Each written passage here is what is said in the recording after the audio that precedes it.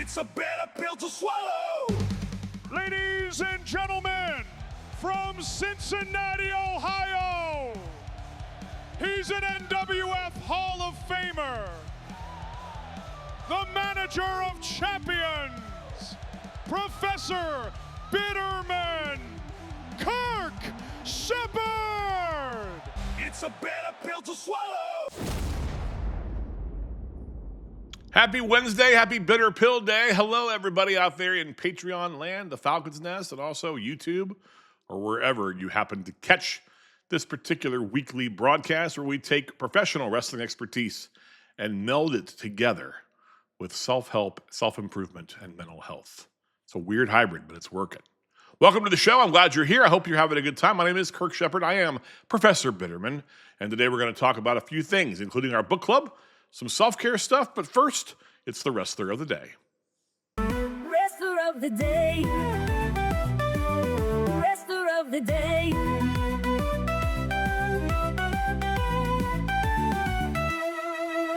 Today is the happy birthday to the Boogie Woogie Man, handsome Jimmy Valiant. I wrote up a nice thing about him, but I put it over, I haven't printed it out. And so, why don't we do this? Let's watch this footage of the Boogie Woogie Man and a couple others when he was in the Northern Wrestling Federation back, with the dates on there. You can watch it, you can see it, and we'll come back and talk about why Jimmy Valiant is the Wrestler of the Day. Oh my, if that drops one more time, this match is over. And that, whoa, hold on. Jimmy Valiant still has some life. He still has some fight in him. Crowd is so behind Jimmy. Wow, a mule kick. And now Jimmy Valiant's on fire. Big punch. Matt Parks is in trouble. The challenger has a sleeper hold. He's got the sleeper hold on a champ. He's got the sleeper hold on a champ. Wait a minute, here comes Chad, too bad Allegra. Running in from the dressing room, he's gonna chain. He's gonna chain Allegra, good friends with Matt Parks. Oh wow! He just nailed the NWF champ. Valiant nails Allegra, and he goes for a cover. Oh wow!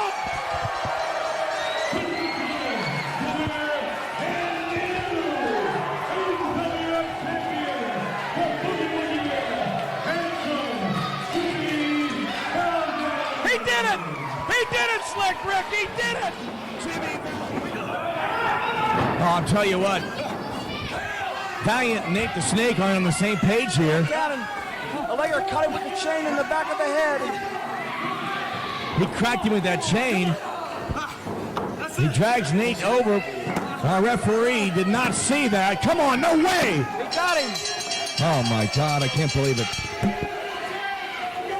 Ladies and gentlemen, the winner and new NWF champion, Chad Too Bad Allegra. Roger Ruffin, the fans here in Fairfield are not very happy right now. Jimmy Valiant was just ripped off. That was robbery, Slick Rick. That was robbery, Slick Rick, says Roger Ruffin. That is the Machine Guns' first NWF heavyweight title win, all the way back in 2004, over the Boogie Woogie Man, the legendary handsome Jimmy Valiant. Now, I was drawn to professional wrestling because of the storytelling and the larger-than-life characters, and one of the most charismatic stars of the 1980s was the Boogie Woogie Man. I never saw him in his prime, but I had the privilege of meeting him later in his career. And let me tell you, the Jimmy that I met was not the wild man from Memphis or the madcap bearded brawler from the Carolinas. He was humble, quiet, almost serene, which made what I saw that day when I was sitting next to him at an autograph signing even more impressive. So we were set up at a folding table at a busy intersection in downtown Dayton, Ohio, and Jimmy was working that night for us in the Northern Wrestling Federation at the Burkhart Center, a rec center in the inner city. And it was there, he was there because his booking fee was not very high. He actually came in at a pretty reasonable rate, and he was reliable. Those are the two reasons why Roger Ruffin would book him, because Roger doesn't bring in stars. But he brought in Jimmy because Jimmy always showed up, and Jimmy worked cheap. And it's because he made his money at the gimmick table. He could work a gimmick table like he was headlining the Garden. He had VHS tapes. He had lucha masks, he had a Polaroid camera, and Bruiser Graham, his frequent opponent and trainee and a driver, who we also would book as a favor to Jimmy, was right by his side. People came and went.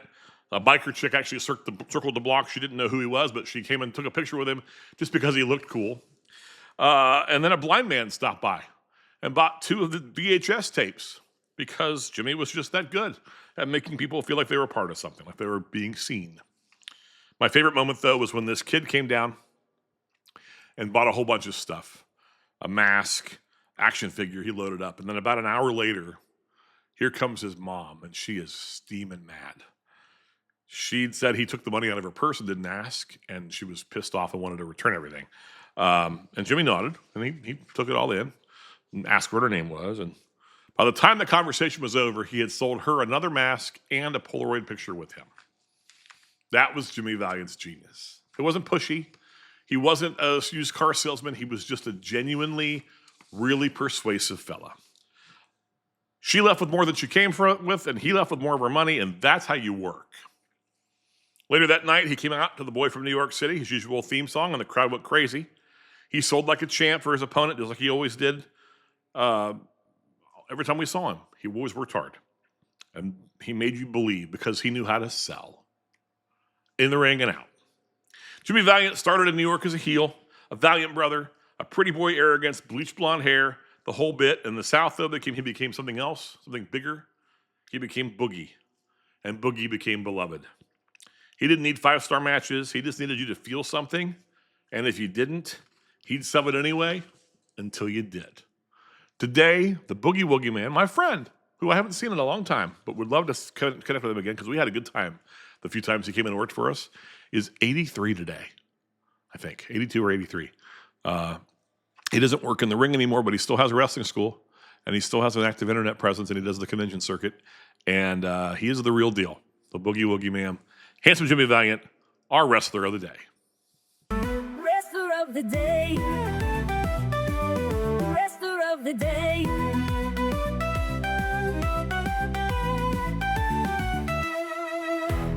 How's everybody doing? I know the Machine Gun's having computer problems this week.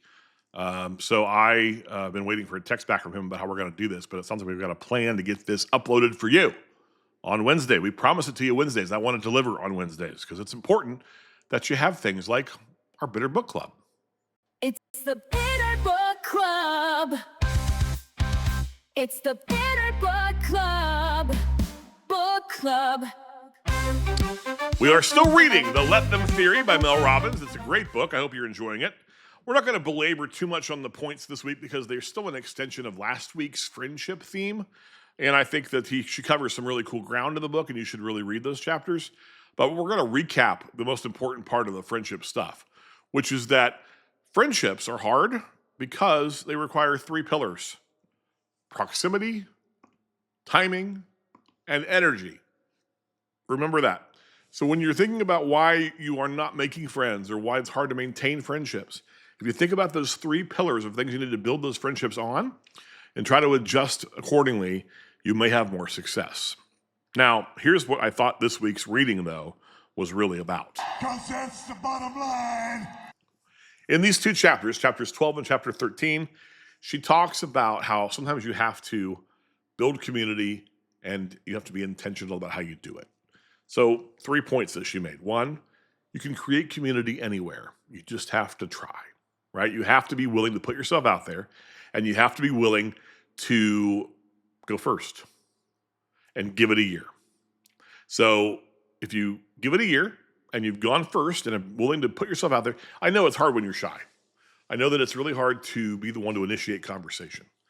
But notice something that you have in common.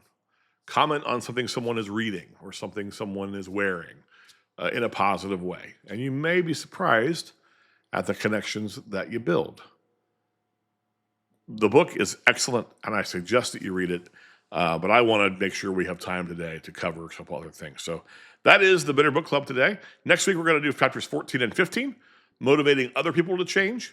And we're still on the market for a new book once this one's finished. So keep suggesting them to me. Send me an email at professorbitterman@gmail.com or comment in the Patreon, and hopefully I'll see it and we'll get you. I'll get your suggestions and figure out what we're going to read next. It's the Bitter Book Club. It's the Bitter Book Club. Book Club. I'm enjoying the book a lot. I'm hoping you're reading it along with us. But another book that I've been enjoying is, of course, the Year of Self-Care book that I borrow from a lot. And we're now moving into a new theme because it's now a new month. And I think it's a really powerful one. And it's going to match up with some of the conversation that's being had in the Patreon, in the Falcon's Nest about health and fitness and diet stuff. So let's get to it.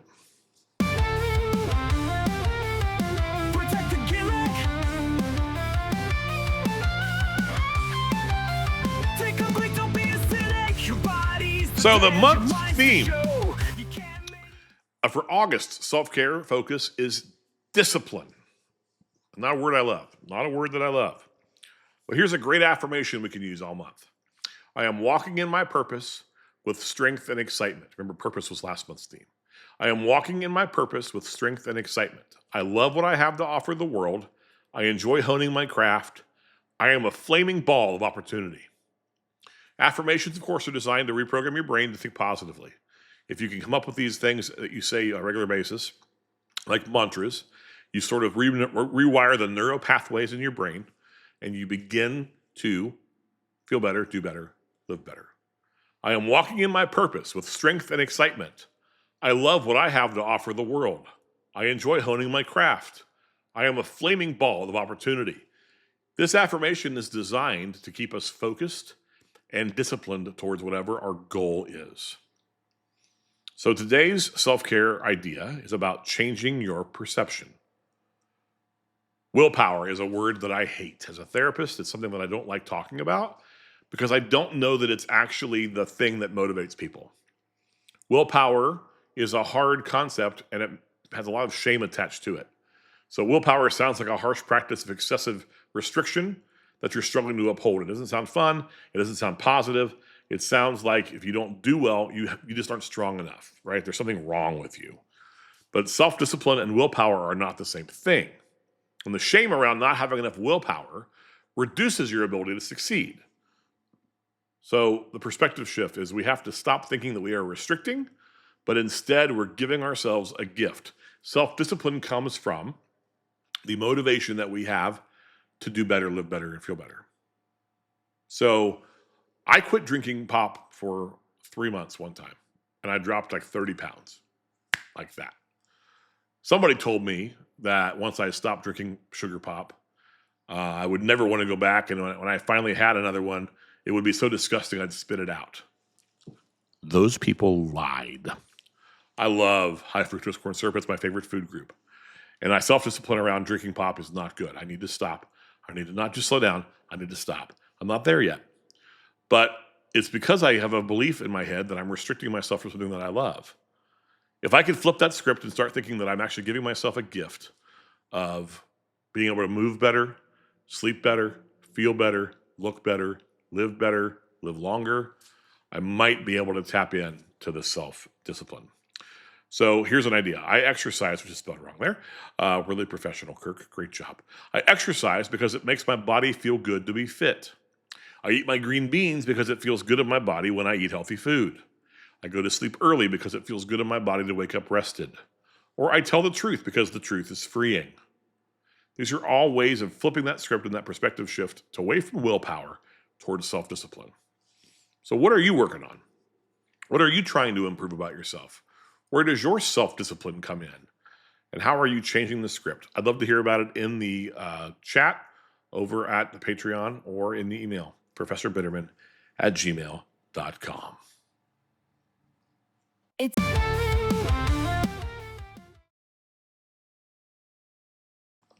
All right, this is a show full of errors, and normally I would have gotten mad at myself, stopped it, and started over because I hit the wrong buttons. I am trying to let it go. I'm trying to use the let them theory and say, people make mistakes. Once in a while, I'm not going to have a perfect show. It's okay. So we're doing that, and we're living into it, and we're leaning into it. Just something that I'm trying to not maybe be as perfect. I know that the Talkin' Shop audience actually loves imperfection. That's what makes Talkin' Shop amazing. So I'm trying. I'm trying. Last Friday, I visited a place I hadn't been to in over 35 years. It's a museum of science and industry called the Center of Science and Industry. It's called COSI in Columbus, Ohio. It's an amazing place. If you're ever up there, you should go see it. And I just thought, if you watched my other blog, my other podcast called Happy Monday, you already saw this clip footage, but I just wanted to share it with you guys because I think it's pretty cool. And I imagine there's a little bit of an overlap here between wrestling fans and Star Wars fans.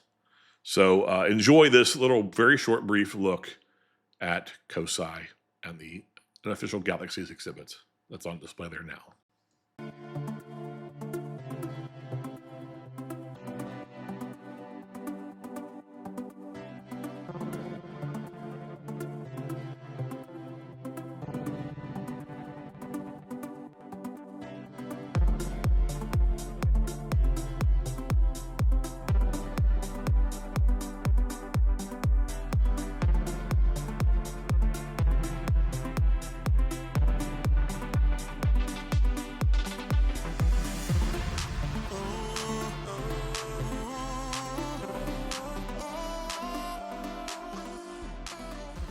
Happy Monday, everybody. We are at COSI, and this is the Star Wars exhibit.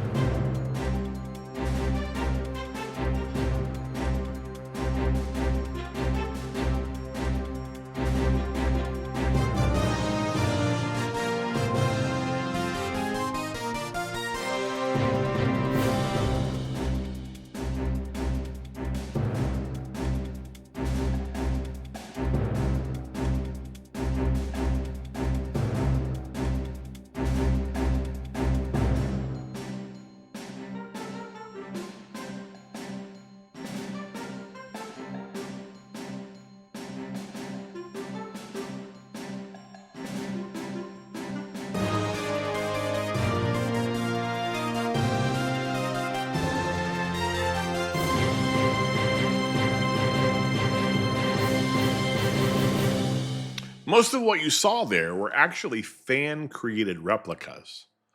They were really close to the real thing. I mean, really, really amazing.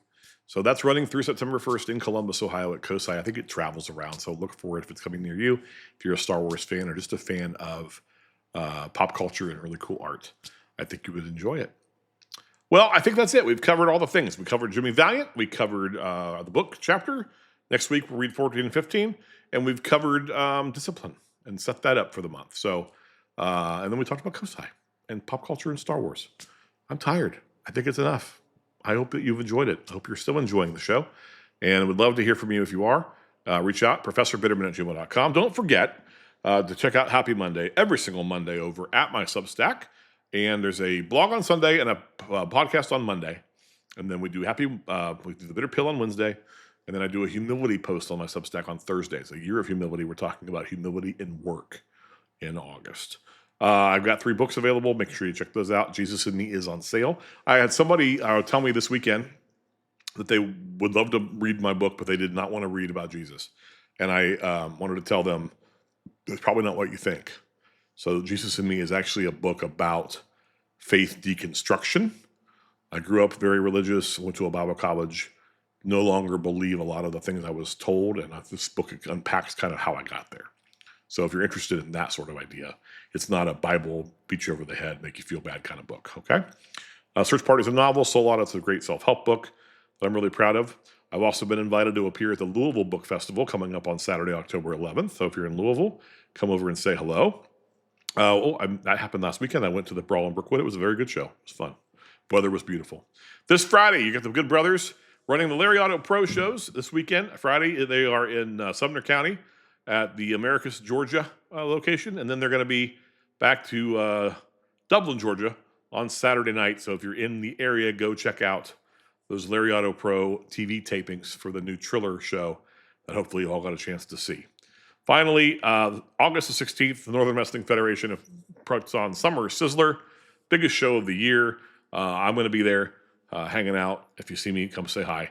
It'd be well worth your time, and it's a really cheap ticket for a really great show. I think that's everything. Make sure if you're not in the Patreon, you sign up to do that. Come join us over there. It's a great community. We'd love to have you. $8.99 a month gets you exclusive content and really a cool community full of people who love each other and support each other and make each other laugh a lot. This has been The Bitter Pill. My name is Kirk Sheppard. I hope you've enjoyed it. And that'll do it for this week because this has been a bitter pill to swallow. It's a bitter pill to swallow. The Bitter Pill with Kirk Sheppard is part of the Talk and Shop media empire. The preceding video was produced as educational and entertainment content only. Kirk Sheppard is a licensed mental health therapist. However, the material on this broadcast should not be considered clinical or representative of his professional work in that context. It's a bitter pill to swallow. Professor Bitterman is a fictional character and may not reflect his actual views and opinions. For more content from Kirk Sheppard, go to kirksheppard.com.